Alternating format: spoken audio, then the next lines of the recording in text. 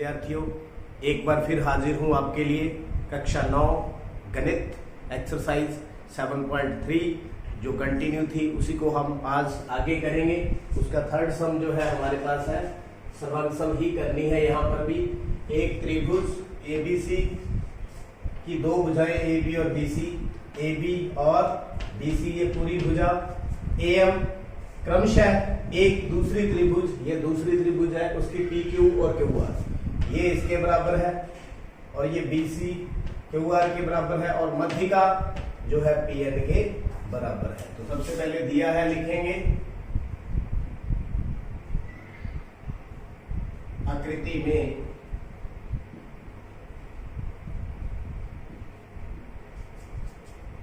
त्रिभुज ABC की दो भुजाएं AB और BC तथा मध्यिका दूसरी त्रिभुज PQR की भुजाओं PQ और QR तथा मध्यिका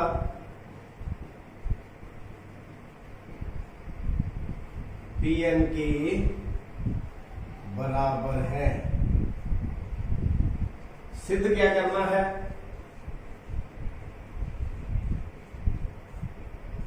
नंबर 1 जो त्रिभुज ABM सर्वांग सम है त्रिभुज PQN। सेकेंड पार्ट त्रिभुज ABC सर्वांग सम है त्रिभुज PQ। ये दिया है, ये सिद्ध करना एग्जामिनेशन पॉइंट ऑफ व्यू से ये लिखना जरूरी है। तो आइए हल करते हैं।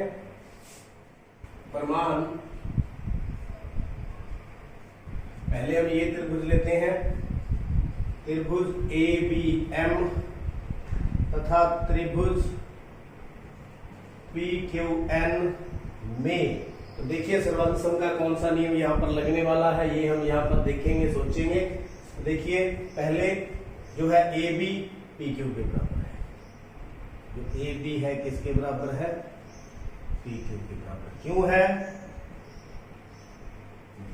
ABM का मतलब ये वाली ABM PQN ये वाली। तो यहां पर हम देखने वाले हैं पहली जो हो गई, दूसरी इसकी ये भुजा इसके बराबर है AM बराबर में PN, ये भी क्या है? दिया है। अब एक और हमें सोचना है, लेकिन सोचने से पहले ये देखो BC किसके बराबर दी हुई है? QR की। BC बराबर में QR दिया है, परंतु ये इस त्रिभुज में नहीं आती। ABM में ये पूरी साइड इन दोनों में नहीं आती, लेकिन मध्यिका यहां पर क्या दिया हुआ है? मध्यिका। ये मध्यिका क्या होती है पहले ये जान लेना जरूरी है। मध्यिका क्या होती है? मध्यिका जो त्रिभुज की जो भुजा होती है, जैसे यहां से मध्यिका आई तो ये दोनों को बराबर हिस्सों में बांटती है। मध्यिका किसको कहते हैं? जो भुजा को बराबर भागों में बांटती है, या यूं कहें जो भुजा को समद्विभाजित करती है, मतलब ये इसके बराबर होता है। तो इसका मतलब क्या है? अगर हम इसका हाफ कर दें पूरी का, डिवाइड बाई 2 से भाग, या समद्विभाजक बोल दो, कुछ मर्जी लिख सकते हो आप। तो इसका आधा कितना हो गया? DM। इसका आधा कितना हो गया? QN। जो इन त्रिभुजों का भाग है, तो ये भी एक भुजा होगी, सिद्ध किया। तो कौन सा नियम लग गया? S और तीसरा भी क्या है? S यानी कि भुजा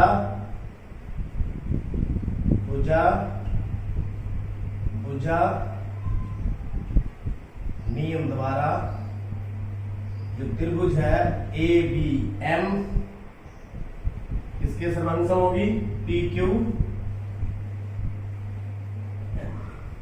तो ये पहला पार्ट तो हमारा पूरा हो गया।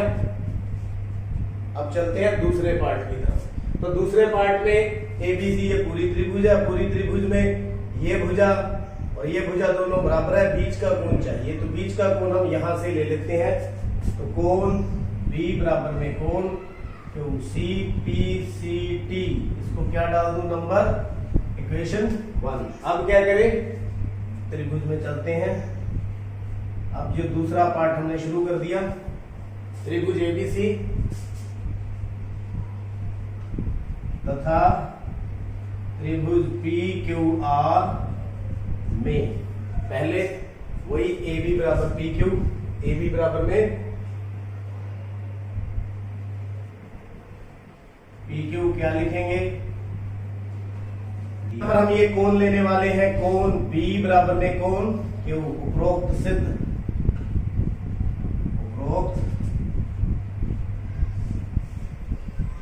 सिद्ध किया एक से, ये ले लिया। कोण बी किसके बराबर हो गया, क्योंकि एस ए एस, तीसरा हमें मालूम ही है बीसी बराबर क्यू आर। बीसी बराबर क्या है, ये दिया है। तो ये हो गया S A S, S A S सर्वांग सम नियम द्वारा त्रिभुज ए बी सी सर्वांग सम है त्रिभुज पी क्यू आर इति सिद्धम। उम्मीद करता हूं पहला सम जो है अच्छी तरह से समझ आ चुका है, फिर भी मैं जल्दी से रिपीट कर देता हूं। पहले में तो एक ही ट्रिक थी, यहां मध्य का होने के कारण इनको आधा करना था, यहां हमने आधा कर दिया। दूसरे में क्या था, ये सीपीसीटी ले लिया और ये इसके बराबर है भुजा, बीसी किसके बराबर है, क्यू आर के। तो दोनों जो है हमें जो पार्ट दिए थे वो सर्वांग सम सिद्ध कर दिए। फोर्थ सम देखते हैं क्या दिया है और क्या हमें दर्शाना है या क्या हमें सिद्ध करना है। बीई और सीएफ एक त्रिभुज एबीसी के बराबर शीर्ष लंब है। ये मान लीजिए हमारे पास ए बी सी त्रिभुज बीई सीएफ शीर्ष लंब, मतलब 90-90 डिग्री के कोण बनाते हैं और दोनों बराबर है। क्या दिया है, बीई और सीएफ त्रिभुज एबीसी के दो बराबर शीर्ष लंब। क्या सिद्ध करना है,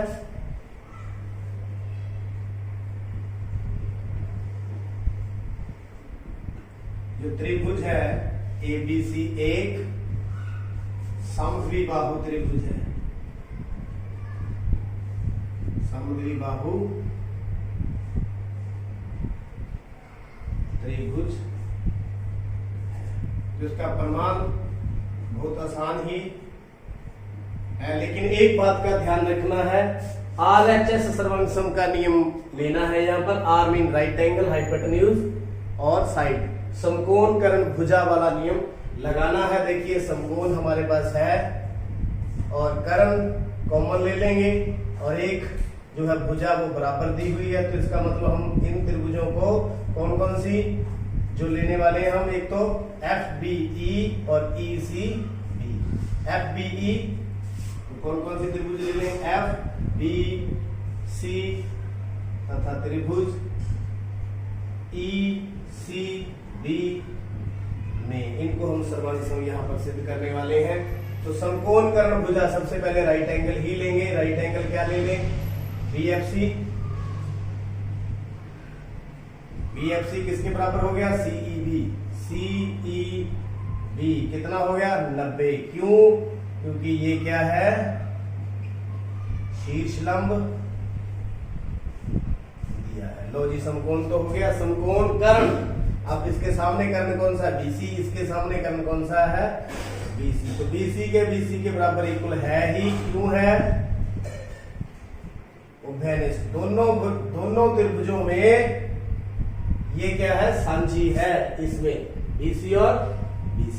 आई थिंक क्लियर। तीसरा पार्ट भुजा। देखिए जो इसमें FBC में ये वाली CF किसके बराबर हो गया? BE के। किसके बराबर हो गया? BE के। ये दोनों बराबर है, क्यों? क्योंकि ये बराबर शीर्षलंब है, बराबर शीर्षलंब दिया है। तो ये हो गया R, ये हो गया H, ये हो गया H S। RHS नियम द्वारा क्या हो गया? त्रिभुज FBC किसके सर्वांग सम होगी? ECB। तो सर्वांग सम सिद्ध कर दी, लेकिन हमने क्या सिद्ध करना है? यह एक समद्विबाहु त्रिभुज है। तो समद्विबाहु त्रिभुज है तो यहां देखिए जो कोण पूरा B और यहां पर पूरा कोण C इसके जो है संगत भाग है। तो कोण B बराबर कोण C, क्यों? CPCT सर्वांग सम त्रिभुजों के संगत भाग। अगर ये दोनों बराबर हैं तो AB किसके बराबर होगा? AC। AB बराबर में AC। तो ये कोण बराबर है तो भुजाएं भी बराबर होंगी, क्यों? किसी त्रिभुज में समान कोणों की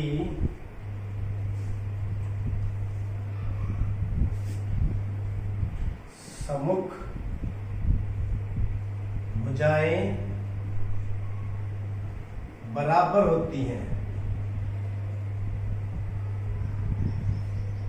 तो कहने का भाव ये है, अभी पिछले लेक्चर के अंदर हम प्रमेय भी की थी, अगर ये दोनों भुजाएं बराबर है तो ये कोण भी बराबर होंगे। अगर ये कोण बराबर है तो भुजाएं भी बराबर होंगी। तो वो नियम यहां पर हमने लगा लिया। अतः त्रिभुज ABC एक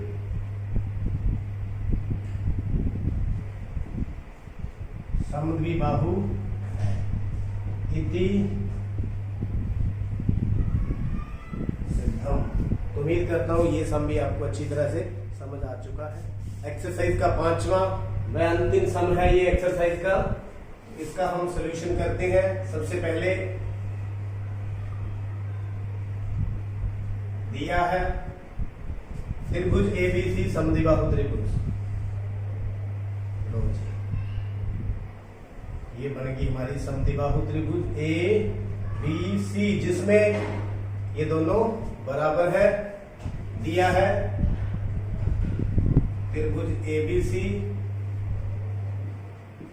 जिसमें AB बराबर AC और AP लंब BC खींचकर ये लंब गिरा दिया तथा जो है AP है वो लंब किसके ऊपर है? BC के ऊपर। सिद्ध करना। सिद्ध क्या करना है? कोण B बराबर कोण C, ये दोनों कोण B बराबर में कोण C, ये दोनों हमें सिद्ध करने हैं। तो बड़ा ही आसान सवाल है, इसका हम प्रमाण या हल देखते हैं। कौन कौन सी त्रिभुज ले लें? ABP त्रिभुज ABP तथा त्रिभुज ACP में सबसे पहला काम RHS लगा लें। R right angle APB is equal to APC बराबर 90। क्यों? क्योंकि AP लंब क्या है? ये 90 डिग्री का है, ये लंब यहां पर दिया गया है। दूसरा H हाइपोटेन्यूज 90 डिग्री के सामने वाली भुजाएं बराबर हैं, दी हुई हैं। AB बराबर AC क्या है? दिया है। तीसरी ले ले भुजा AP कॉमन।